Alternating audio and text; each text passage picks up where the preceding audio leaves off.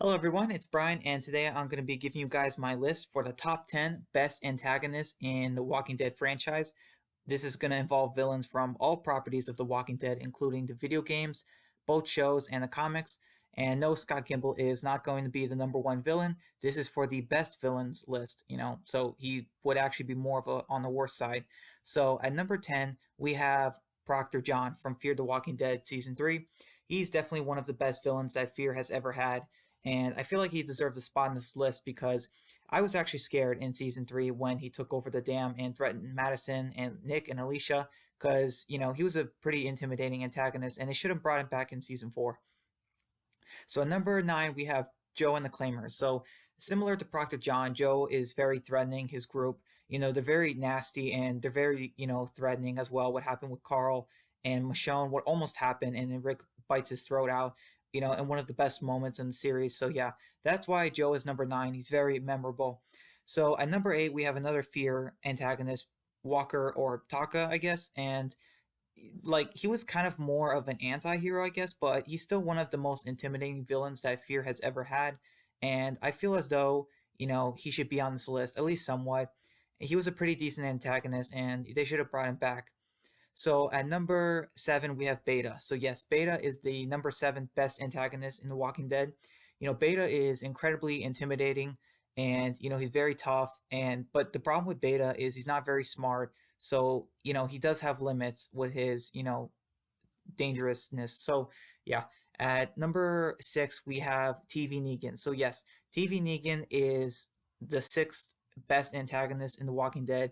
And I know what some of you are going to say. You're going to say, how is Negan the best antagonist in The Walking Dead franchise? Well, this is for TV Negan. And like I said, I didn't enjoy TV Negan as a villain as much. Plus, he kind of became good now, so he's no longer a villain.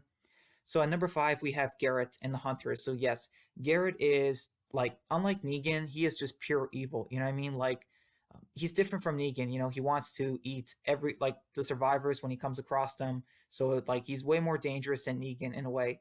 At least like he's scarier in that way.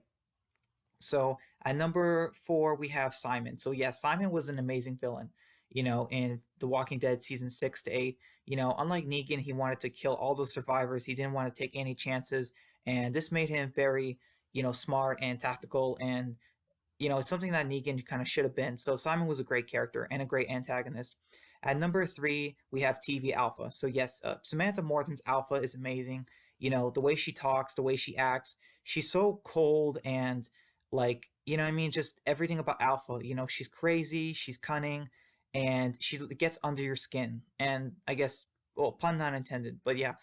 So at number 2, we have Comic Book Negan. So yes, Comic Book Negan is the second best antagonist in the franchise. He's very threatening. He's very smart, and he knows how to push people's buttons. So this is why Comic Negan is number 2. I enjoy Negan as an antagonist more in the comic book series. So at number 1, you guys know who it is. It is the TV governor, Philip Blake. So yes, the governor is still the best antagonist in all of The Walking Dead. He's very smart, cunning, and the crazy thing is he knows he's a bad guy. He knows what he's doing is wrong, but he still does it anyway. Like he knows he's the bad guy in the story, and that's what makes him so interesting than the other antagonists.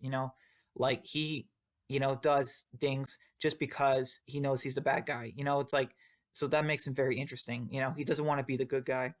So honorable mentions. Honorable mention 1, Lily from The Walking Dead season 4 Telltale game. She's a very, smart villain, and not only that, but she's willing to kill children if she has to and do horrible things for her group, and this makes her a very threatening antagonist.